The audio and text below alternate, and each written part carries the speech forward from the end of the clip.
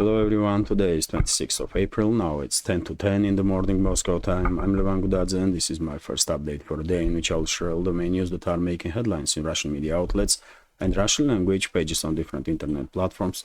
There are quite a number of important developments and news that I'd like to share with you for this moment, and I will start with a short summary of the situation on Ukrainian battlefields. There are quite interesting developments in several directions, and well, first Kherson sector, according to reports of military channels, Kiev regime once again is trying to create foothold on the left bank of the Dnieper River. In Krinky area, again, although yesterday I watched military summary, channels update, and the Dima host of military summary suggested that maybe real task of Kiev regime forces is to conduct operation towards crossing operation towards Nova Kakhovka area to establish foothold in this settlement, and landing operations towards Krinky may be attempt to divert Russian attention. That's possible, of course, but if you ask me, I don't think Kiev regime forces are in a position to conduct any successful sectoral scale offensive operations, and therefore I don't believe that Kiev regime will manage to achieve anything by these suicidal crossings of the Dnieper River, rather than demilitarize additional units, battalions, companies, or maybe even brigades of Ukrainian army. That's it. When it comes to South Donetsk sector, Russian armed forces conducting local-scale offensive operations in Vremovsky salient area, and on initial stages, Russian forces are basically conducting offensives towards Urozhaina settlement. According to some reports, Russian units already managed to establish foothold in Urozhaina, and well, this is not surprising really for quite some time now.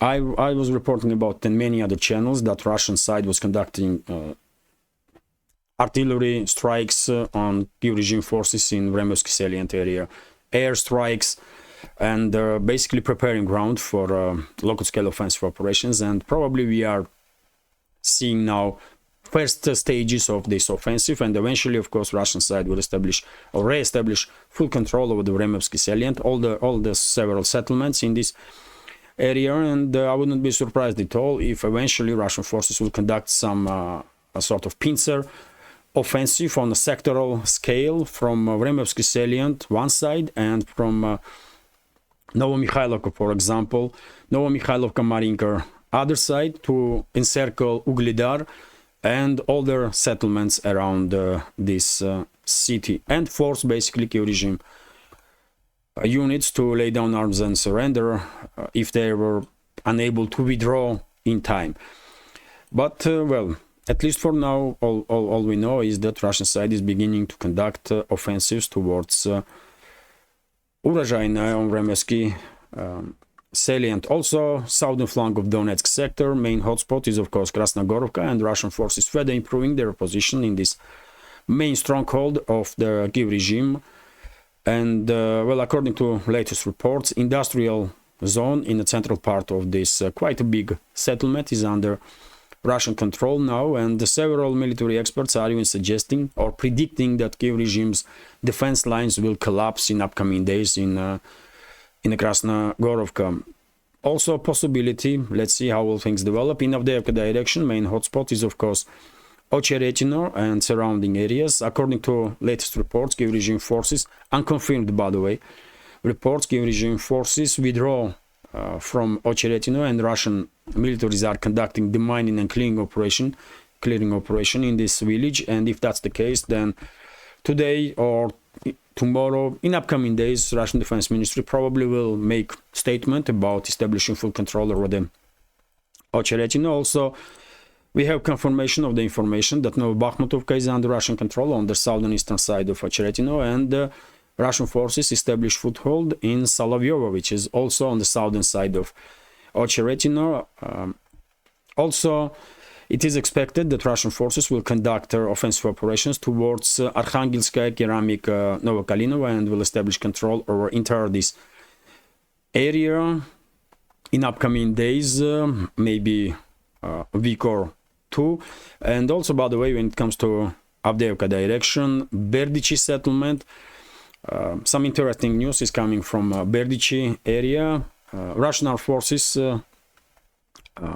recognition units or intelligence units find out the location of the armored group of Kiev regime in western outskirts of Berdichi, and as a result of precise strikes, this armed group was destroyed, neutralized, and same time Kiev regime lost not just military personnel but also significant number of military equipment, including 3 M2 Bradley infantry fighting vehicles. Probably those fighting vehicles were and personnel belonged to 47th Mechanized Brigade, which is basically decimated on the line of contact, and that brigade used to seen as a kind of elite force of the Kiev regime. Those Abrams tanks, by the way, that Russian military destroyed in Berdichi area was also belonged to that 47th Mechanized Brigade, although for quite a while we did not see any Abrams tanks on zero line, and probably it will take a long time before we will see deployment of Abrams tanks again. And well, no reports, no significant changes on Chisovyar direction. Where is the Chisovyar, by the way? Somewhere here, that's it.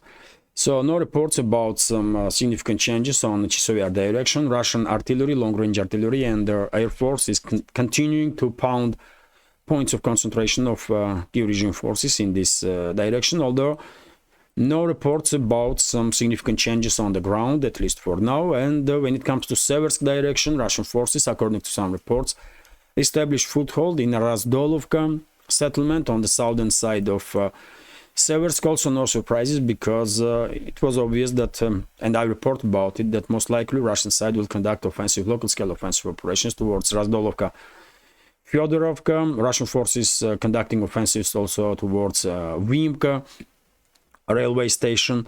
And when it comes to Belogorovka, usual main hotspot on Seversk direction, last couple of days we did not receive any reports on significant changes on the ground in this direction. Some sort of operational pause is taking place.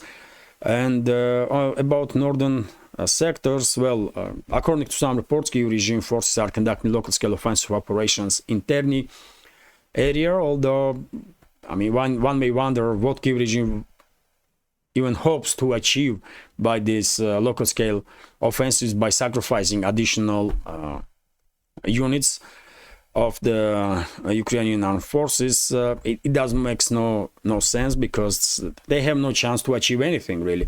But the point is that as the situation for Kiev regime will further deteriorate on the line of contact, and Zelensky and his criminal associates will become more and more desperate, well, one should expect an increase in this crazy moves on part of Kiev regime, and illogical actions that makes no sense.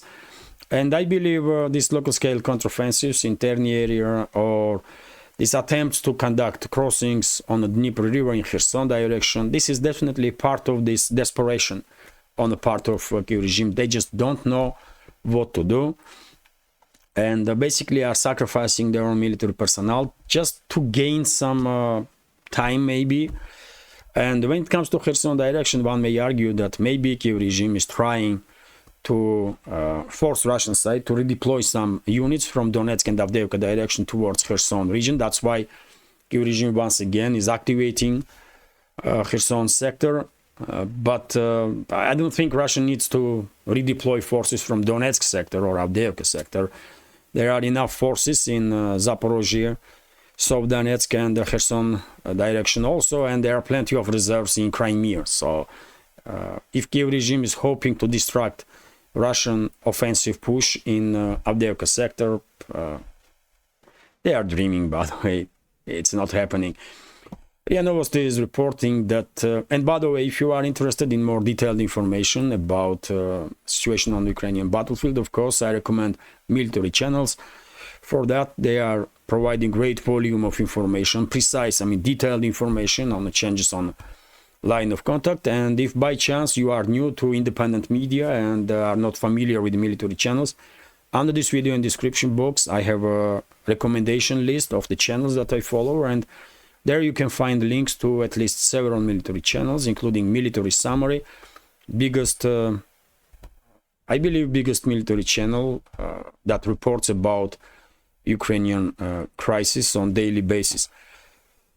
RIA Novosti is reporting that according to pro-Russian underground or pro-Russian partisans in Kharkov region, Russian armed forces conducted precise strike on a railway station of the Balaklia, in the Balaklia, Kharkov region, of course. And during that strike, there was a military echelon on the station, and the Kiev regime forces were unloading basically the military personnel and the military equipment. And exactly at that point, this strike happened. And according to partisans, there was huge number of casualties and losses basically on side of Kiev regime, although we don't really have a precise numbers about effectiveness of about casualties among Kiev regime personnel.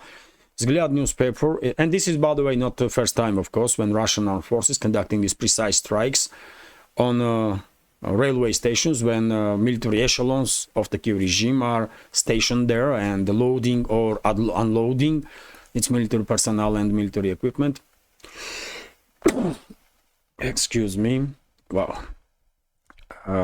And just recently, for example, there was another strike exactly at the time when military echelon was presented on the station in DPR, on the station of Udachne, railway station of Udachne, and Kiev regime suffered significant losses during that strike also. And this type of precise strikes are happening basically on daily basis all around Kiev controlled territory. Vzгляд newspaper is reporting that Kiev regime started evacuating industrial facilities from Kharkov region. Most likely these industrial facilities will be transferred to western Ukraine, and I would not be surprised at all if we will learn sometime in the future that western ruling elites and maybe Polish elites were demanding from Kiev to allocate industrial facilities or big businesses from central and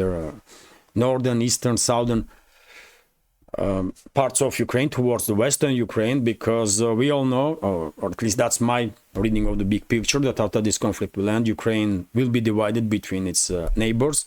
Russia will control vast majority of territory, although western Ukraine, in my opinion, will become under control of NATO. And if that's the case, if my reading of the big picture is correct, then of course it does make all the sense for Poland, for example, to use its influence over the Kiev and force them to basically transfer all these businesses, big industrial companies from other parts of Ukraine towards western Ukraine, because 70–80% of that western Ukraine used to be part of Poland before Second World War. And of course, during the process of full-scale disintegration of Ukraine, Poland will have a claim on those territories that used to be part of Poland before Second World War. RIA Novosti is reporting that according to media,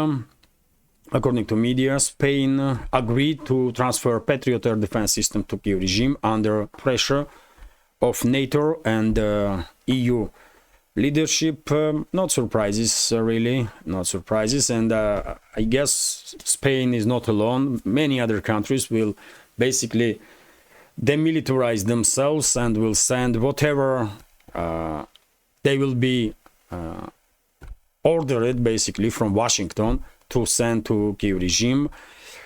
Although, by the way, interesting news from Greece. According to Prime Minister of Greece, there was a pressure on Athens to transfer S-300 Russian-made S-300 air defense systems or US-made Patriot air defense system to Kiev regime, but Athens refused to do it. That was said by That was said by Prime Minister of Greece, Matsitokis, or some. That's, I mean, I may butchering his surname, but well, we should take with pinch of salt statements, any statements from this clown, by the way, because he's a puppet of Washington, and if he really is ordered to transfer air defense systems to Kiev regime, that's what they're gonna do. That's what they're gonna do. I have no doubts about it. RIA Novosti is reporting that TASS News Agency's report, by the way, first, that according to article in Politico, Washington already started allocating billions and billions from this so-called Ukrainian aid package to a military-industrial complex, and already giving orders for $6 billion, $6 billion to, weapons, so that some weapons will be then transferred to Kiev regime, and eventually, of course, this is just the beginning. From that 61 billion, at least 80% probably eventually will end up in pockets of corrupt US officials and military-industrial complex. No surprises in this regard. RIA Novosti's report that according to official representative of Pentagon, Patrick Ryder, Washington has already started deliveries of weapons to Kiev regime, and they are basically lying, by the way, because they started deliveries of these weapons not now, but the weapons deliveries never stopped, really, despite all this theater that Republicans and Democrats play in Congress and the Senate. In reality, Pentagon was transferring weapons to Kiev regime all along this time. And even Western media outlets, for example, New York Times, by the way, is reporting that more than 100 long-range ATACMS missiles, for example, were delivered to Kiev regime in March. How is it? March. And at that time, official position of Pentagon and White House was that they cannot transfer no weapons to Kiev regime because Republicans in House are blocking this aid package. So if they had no funds, if they had no legal means to transfer those weapons to Kiev regime, how those ATACMS end up in Ukraine? How? So this is all theater, by the way. I mean, I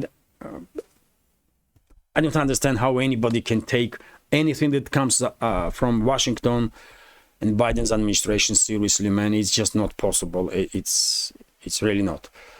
But anyway, RT is reporting that, well, according to article in New York Times, Pentagon unveils targets for its ATACMS missiles secretly shipped to Ukraine in March. So US supplied Army tactical missile systems known as ATACMS will allow Ukraine forces to target Russia's Crimean Peninsula more effectively, the New York Times has reported, citing senior Pentagon officials. Also, no surprises, of course, Kiev regime will use whatever long-range weapon systems they will have to conduct strikes deep inside Russian territory, and not just towards Crimea, but towards Belgorod region, Kursk region, and so on. So, really no surprises here. Russian air defense systems are ready as much as possible to take out any aerial threats that there will be, although unfortunately this is a real life, this is not a movie, and unfortunately even best air defense systems in this world that Russia has are unable to neutralize 100% of aerial targets always, constantly. It's just it's technically not possible, and unfortunately time to time neo-Nazi terrorists that are in charge of this quasi-state under the name of Ukraine are managing to hurt Russian civilians deep inside Russian territory.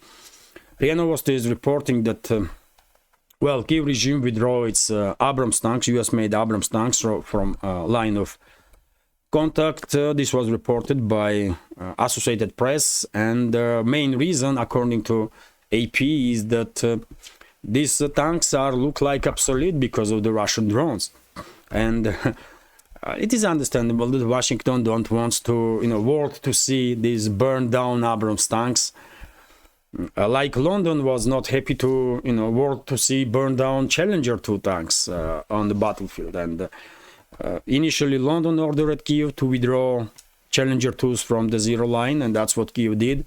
And I believe now Washington will do the same and will force Kiev to never ever deploy Abrams tanks to zero line. Let's see if Kiev will listen, because after all, only so many Soviet-era tanks and armored personnel carriers are left in this world to be brought by NATO and then sent to Kiev regime. So eventually, I guess those Challenger 2s and Abrams tanks will end up on zero line once again. I guess it's highly likely that that's exactly what's gonna happen. RT is reporting that another EU state could help Kiev repatriate military-age men. Lithuania may follow Poland's initiative in dealing with the fighting-age Ukrainians, the country's defense chief has claimed. Lithuanian Defense Minister Laurunas Kasčiūnas has stated that Ukraine is very short of mobilization reserves after Kiev suspended issuing new passports to conscription-age men.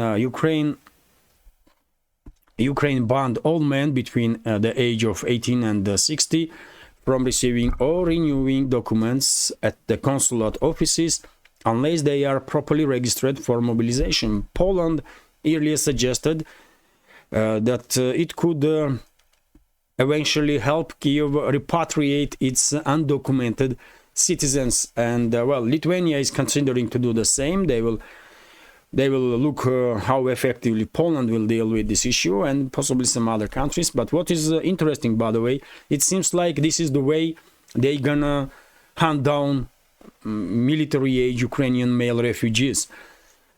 At some point, these countries will demand documents. EU member states will demand their valid documents from these male refugees, and they will not have it because consulates will refuse to provide service to them. And probably those EU member states will use this as enough reasoning to send back all those people to Ukraine. That's at least this is the one way it seems like how they're gonna hunt down Ukrainian male refugees. Probably they will come up with some other ways also. They will prohibit Ukrainians to apply for refugee status, and there will be some other ways also. But eventually they will send back to Ukraine to sacrifice for geopolitical agenda of the West tens and hundreds of thousands of military-age male refugees from Ukraine. And well, I don't even know what those refugees gonna do now, because where they're gonna hide and how long. Europe is continental Europe is a big place, and they can certainly try to hide, but it's gonna be they're gonna be hunted down, man. And if they never committed any crime against Russia, theoretically they may ask Russian embassies for support, and maybe if they will, after checking, if security services will say that yes, these people never committed any crime against Russia, maybe they will be allowed to come to Russia. But same can be done in regards to Belarus, if they will undergo checking, and Belarus may allow them to enter Belarus and apply for asylum. But I don't know, man. I don't know. Ukrainian male refugees definitely are in a difficult situation now in EU, and their situation will become even more difficult in weeks and months to come. Lentaru is reporting that, German MPs, by the way, are outraged because of the heroization of the Bandera and neo-Nazi ideology in Ukraine. Well, are these people were sleeping all this time? or they just now recognize that there are issue with neo-Nazism in Ukraine.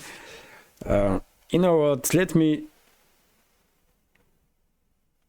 me translate this entire sentence and read it for you. A group of members of the Bundestag, German parliament, from Alternative for Germany party said that the spread of nationalist ideas in Ukraine, this is not nationalist, by the way, this is neo-Nazi ideas. It's quite a difference. In Ukraine, including through the glorification of the Ukrainian nationalists, Stepan Bandera, yet again, he was not nationalist, he was Nazi and fascist, by the way. He was cooperating with the Nazi Germany, and he and his criminal associates, they kill hundreds of thousands of innocent civilians, by the way. Poles, Russians, Jews, everyone, Belarusians, they were killing everyone. Even Ukrainians, by the way, that were not on the same page with them.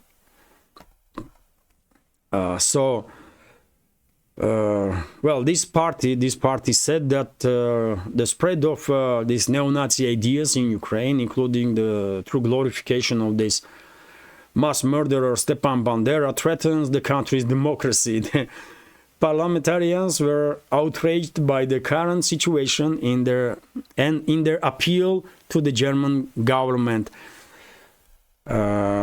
Lentaru reports about it, and well, let me translate for you this also. And today there are dozens of, this is quote by the way, today there are dozens of monuments to Stepan Bandera in Ukraine. In 2016, a street in Kiev was named in his honor, as well as stadium in Ternopil. National historical policies aimed at the glorifying this neo-Nazi murderer. Okay, we all know this. Maybe these German MPs only now recognize what is going on in Ukraine.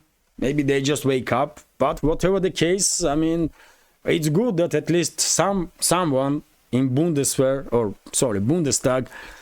is studying situation and realizing that EU, NATO, basically are in support of neo-Nazi mass murderers and the terrorists, because that's the case. Unbelievable, man. RT is reporting that France warns against placing nukes in Poland. Quite interesting. The defense minister's remarks came after President of Poland, Andrzej Duda, signaled Warsaw's willingness to host U.S. nuclear weapons. A potential deployment of U.S. nuclear weapons to Poland would breach key arms control accord between NATO and Russia. French Defense Minister Sébastien Lecornu warned on Thursday.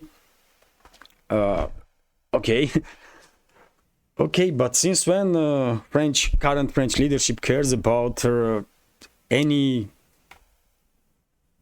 agreements between West and Russia? There was many agreements that was breached by the West, and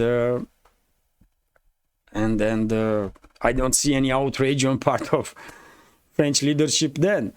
So what is going on now? But yet again, by the way, when it comes to current French leadership and in general leadership of the France in last 15-20 years, I mean, just look at it, man. There was a Sarkozy, isn't it, president of France? Then Hollande, man, these clowns, but disgraceful clowns, by the way, that no one took seriously ever in this world. And now they have Macron, I mean, mentally ill, really mentally ill individual, by the way. That, I mean, has 7 Fridays a week. And of course, his government is the same. Some sick individuals, by the way, and I mean, today they are saying one thing, tomorrow another, then something else, and what's going on really? What the hell is wrong with these ones, man? So, I mean, one may understand the statements of the Defense Minister of France. Maybe he's trying to show himself as a somewhat adequate among those crazies in the current leadership of France, but it did not work, by the way. This Lecornu already made crazy statements about deployment of NATO and French troops into Russia, and I don't know about the rest of the world, but here in Russia, I don't think anybody will ever take seriously these individuals, man. Lecornu, Macron, who cares, man? And this so-called president of France, by the way, Macron, also come up yesterday with some some statements during his speech in one of the universities in France, in Paris. Let's go through this news. French President Emmanuel Macron has urged EU nations to make decisive changes to secure the bloc's interests ahead of crucial parliamentary elections across the bloc. The US cannot be relied on for protection. He warned opinion polls are projecting that EU voters will shift towards right-wing nationalist policies in the European Parliament elections in early June. Macron called for significant policy changes as he addressed his counterparts across the continent from the Sorbonne University in Paris on Thursday. Our Europe today is mortal and it can die. Macron warned it can die, and this depends only on our choices. The French leader lauded strategic autonomy for Europe, particularly in terms of military production. He reiterated that member states should spend more on defense, of course, I mean, always more money for military-industrial complex, and give priority to locally produced weapons. Suggestion that critics perceive as lobbying for French arms manufacturers. Of course, by the way, how else? I mean, of course, Macron is a puppet, and a puppet of everybody that has any power in the West, including French military-industrial complex, and of course he will lobby for them. How else? Macron said that this would reduce the continent's dependence on Washington. EU must show that is never a vassal of the United States, and that is also know to talk to all the other regions of the world. Well, I wonder if people were laughing when Macron was saying that EU must show that it is never a vassal of the United States. Really? He was saying this crap with a straight face. Unbelievable, man. Washington can order Macron to stay on his knees and kiss feet of their ambassador of the US in US, and that's what he's gonna do, by the way. And I'm not exaggerating. If Washington wants to, they can order Macron to stay on his knees and kiss feet of the ambassador of US in France. That's the level of control that Washington has over the, not just France, but over the entire continental Europe, EU, so-called EU. So what this crap individual is talking about here? What? They are vassals, of course, man. They are client states and will be client states forever. Europe is doomed, by the way. Europe is doomed. Only chance European states had was to establish a strategic partnership with Russia, because with Russia they could maintain sovereignty and relevance in this world. Without Russia, they are just client states, man. They are just client states. That's it. And ruling elites of the West, of the Europe, in majority of occasions. There are some exceptions, obviously. But majority of those so-called leaders of the Europe, I mean, they are puppets, and everyone knows this. And that's why I'm asking question, is people were laughing when Macron was saying that we have to prove that we are not vassals. I mean, what you are talking about, bitch? RT is reporting that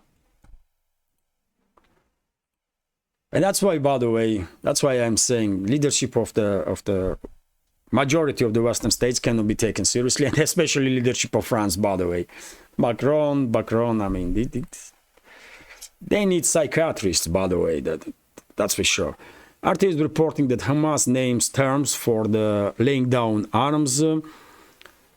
Hamas is willing to lay down arms if a two-state solution to the Israeli-Palestinian conflict is reached along pre-1967 borders. A top political official for the group, Khalil al-Hayya, has told AP, Hamas, whose stated goal is the destruction of the Israel, had previously rejected such a possibility outright.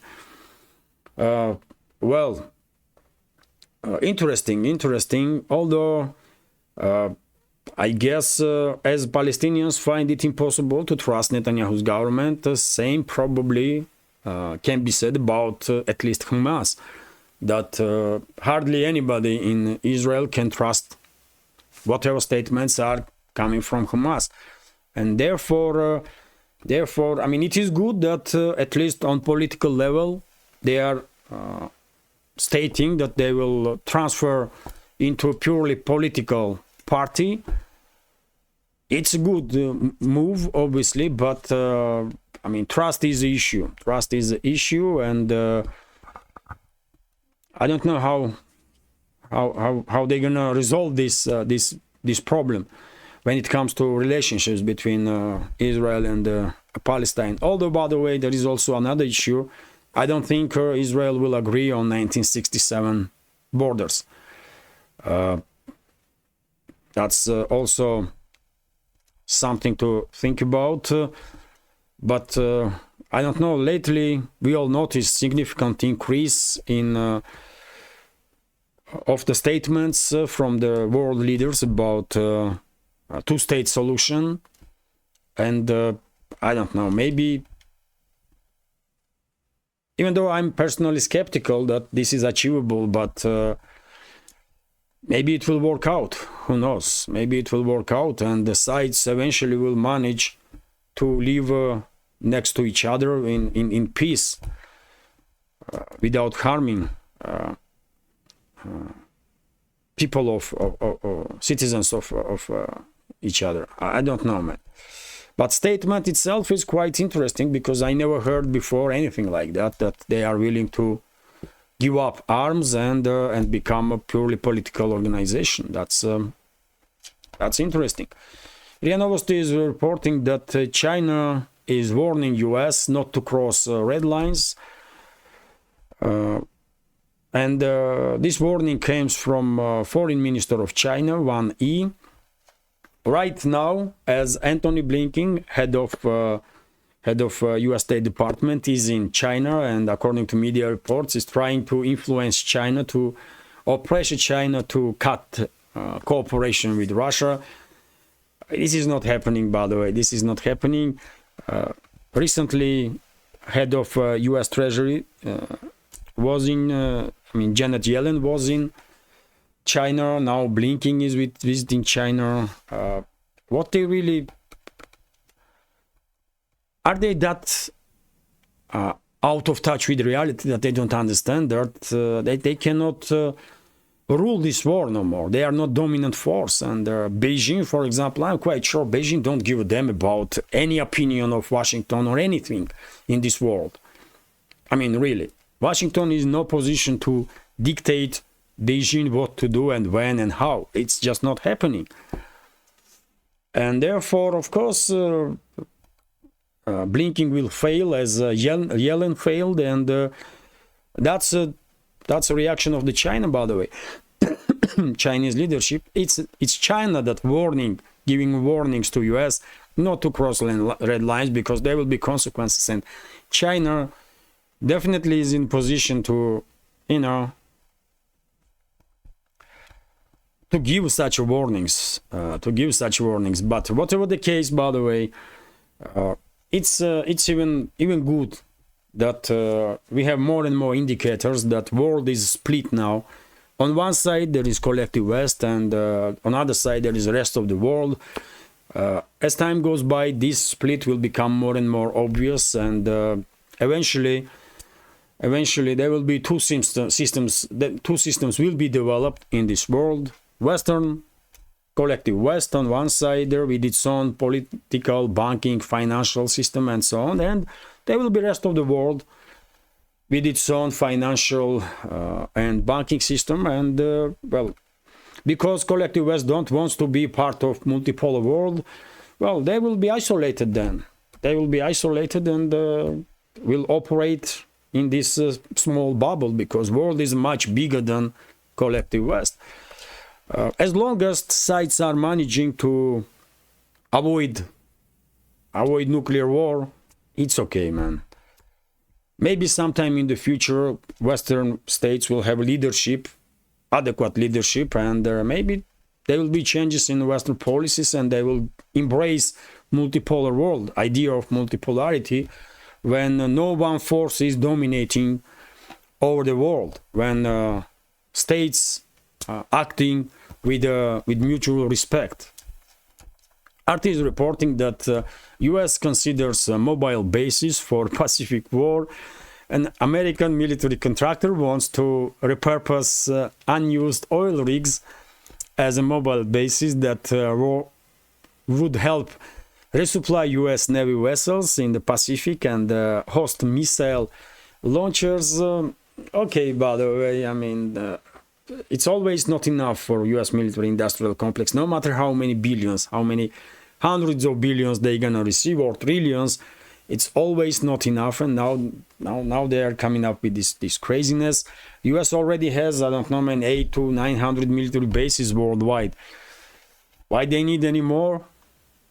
Who knows, man? Just to enrich military industrial complex and multinational corporations. That's the only reason, by the way.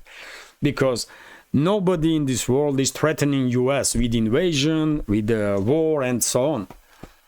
Only reason US has so many bases worldwide is to maintain its, or at least try to dominate over the world and to enrich military industrial complex, because can you imagine how much money it takes to pay for all these bases and stuff? And now this crazy idea to transfer oil rigs into military bases. Okay, go ahead and do it, man.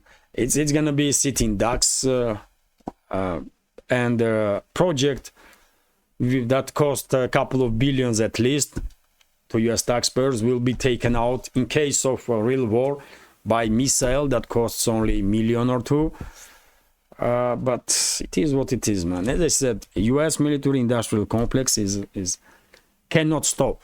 It constantly needs some more and more and more, and that's why US is involved in so many wars, by the way, worldwide.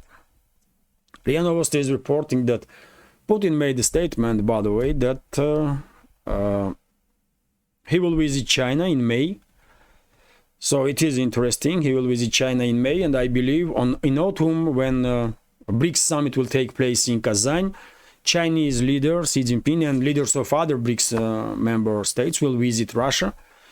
So it's all good, and well, it's nice to see that, and this is kind of demonstration, by the way. This statement from Putin is at this time definitely is not random stuff, and by making this announcement, of course, Moscow is kind of mocking Biden's administration, because, you know, they send Janet Yellen, they send Blinken, and Beijing just, you know, brush them off. And now we are receiving information that Putin gonna visit China in May, and well, that visit will be very different, and statements from Beijing will be very different. So interesting. And by the way, as I said many times before, further improve of relationships between BRICS member states and the member states of Shanghai Cooperation Organization will only improve, only serve better future for the humanity. I really believe in that, by the way. I don't think there can be any any other world order, we are talking about, and to be more precise, multipolar world. I just don't see how multipolar world can be any worse than current world order, when basically Washington and London, or Western ruling class, let's say this way, unilaterally are decision makers and try to control everything. It's crazy. When the multipolar world will be and should be much better, much just and much safer for everybody. Anyway, let's continue. RT is reporting that liberal world order must be destroyed, according to Prime Minister of Hungary, Orban. Western liberal hegemony has failed and must be destroyed, Hungarian Prime Minister Viktor Orban stated on Thursday, suggesting it could end as soon as this year.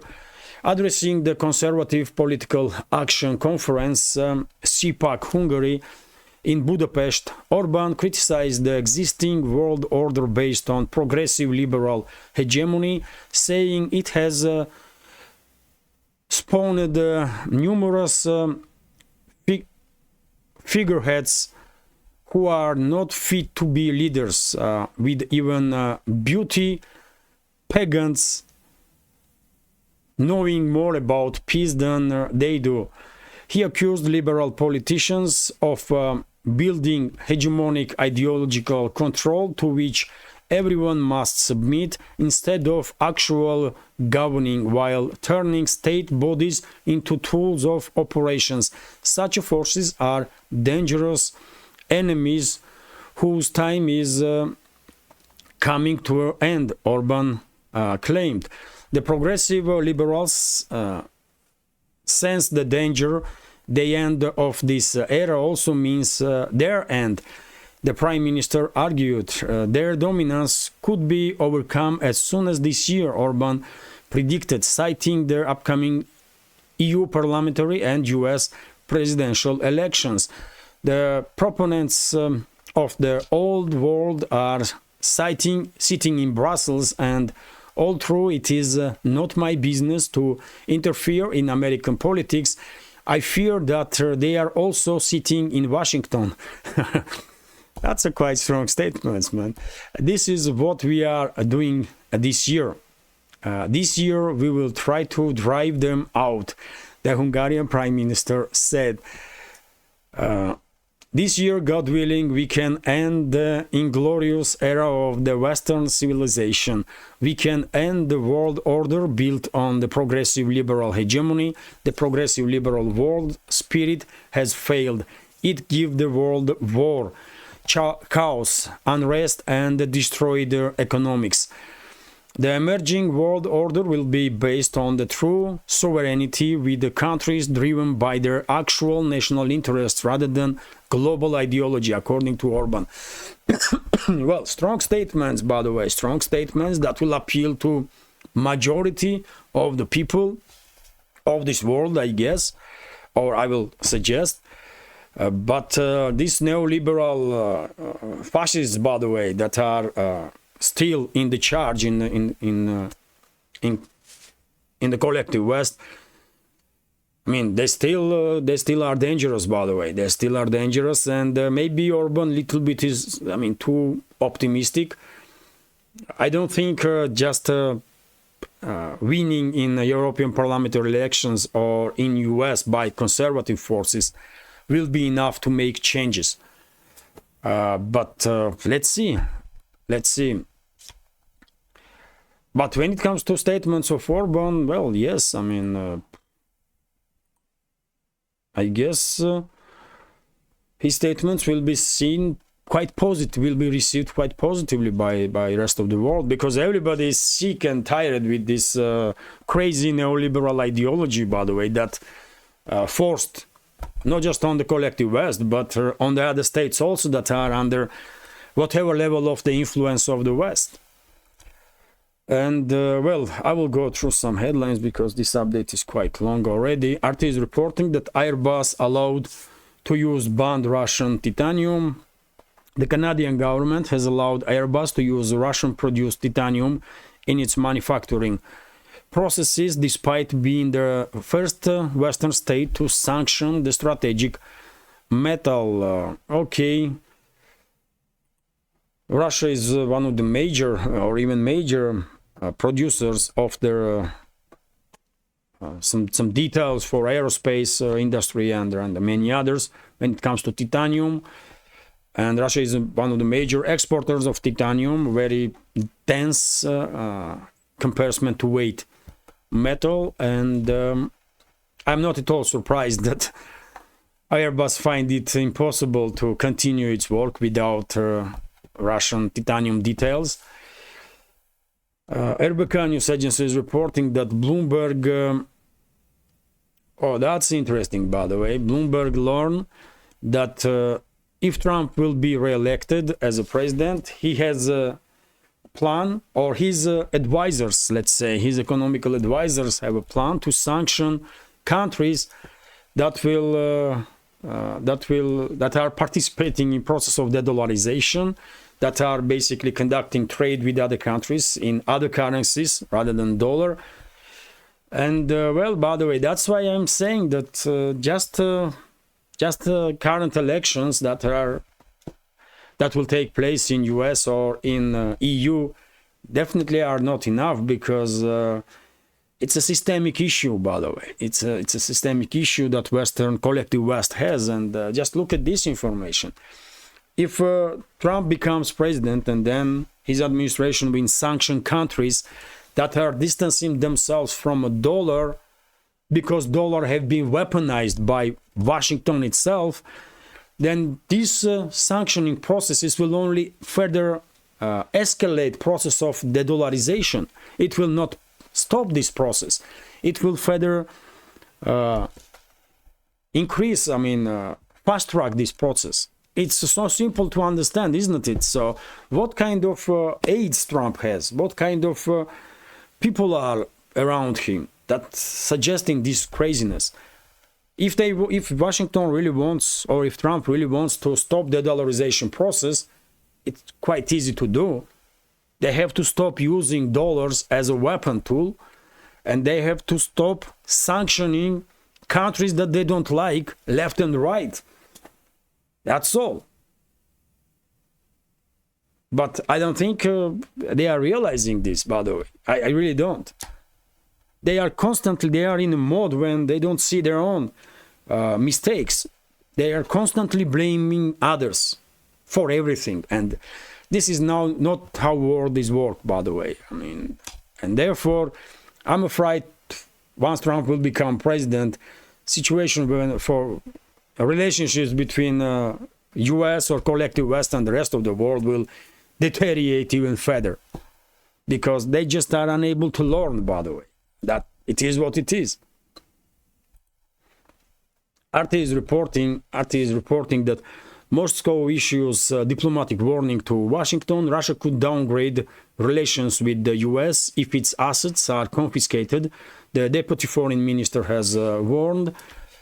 Okay, relationships already are on the lowest level for decades, but at least formally they are ambassadors still presented in the countries. But when Washington will steal Russian frozen assets, I guess Russian ambassador will be recalled, and diplomatic relationships will be downgraded to the level that Russian embassy will function just as a consulate.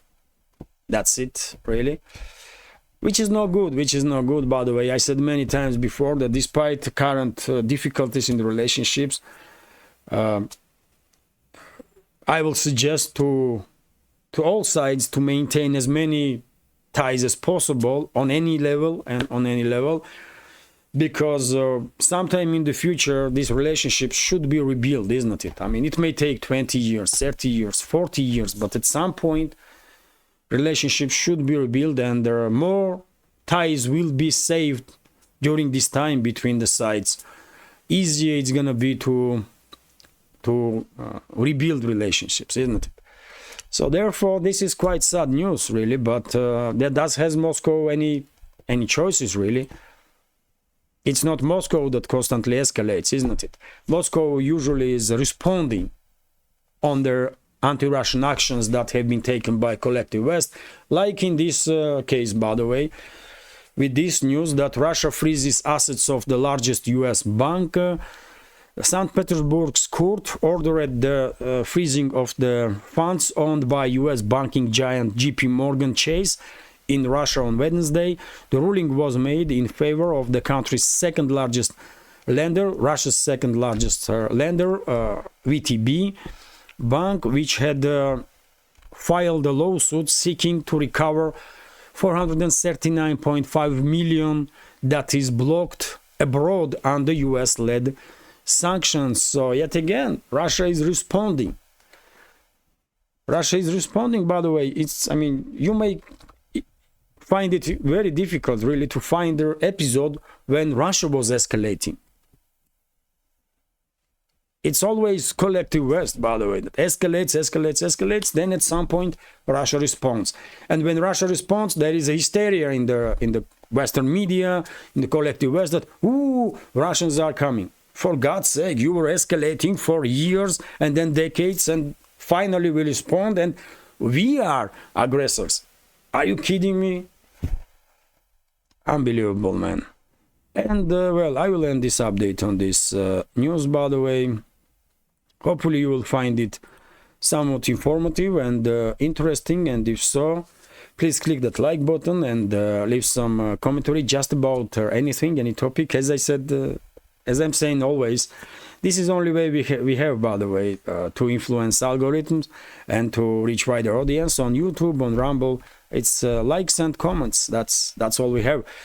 And if you like this channel, if you find it interesting, informative, useful, and if you think this channel deserves to exist in this field of news and political commentary, please consider to support my work with small donations through PayPal, Boosty, or by subscribing to my Patreon page, on which, by the way, I have some extra news updates on regular basis, and also some apolitical content.